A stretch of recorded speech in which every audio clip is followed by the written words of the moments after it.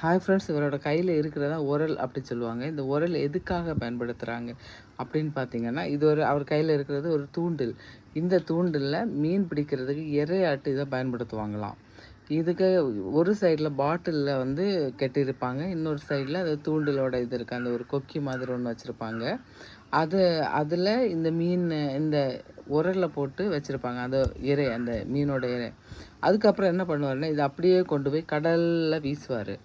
அப்படி கடலுக்குள்ளே வீசிட்டு அப்புறம் அவர் மேலே வந்துடுவார்.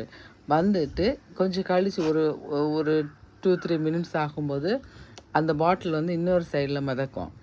அப்போ அவர் என்ன பண்ணுவார்னா, அந்த சைடில் போய் அந்த பாட்டிலை எடுத்துகிட்டு வருவார். அப்போ பாட்டிலை எடுக்கும்போது அவருக்கு அதில் என்ன பண்ணியிருக்கோம், மீன் கிடைக்கும்.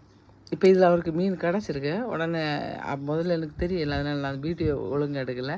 மீன் கிடச்சிட்டு அந்த மீனை கொண்டு அவர் வராரு. வந்து பார்த்தேன், ரொம்ப அது கையில் இருக்கும்போது அப்படி துடிச்சிட்டே இருந்துச்சு. அதுக்கடுத்து அந்த மீனை பிடிச்சி என் கையிலையும் கொடுத்தாங்க. எனக்கு ரொம்ப சந்தோஷமாக இருந்துச்சு. பட் இப்படி ஒரு மீனை கொல்லணுமாங்கிற வருத்தம் இருந்துச்சு. அப்புறம் நான் அவர்கிட்டே திருப்பி கொடுத்துட்டு அவர் அதை மீனை கறிக்கு எடுப்பாங்களாம்.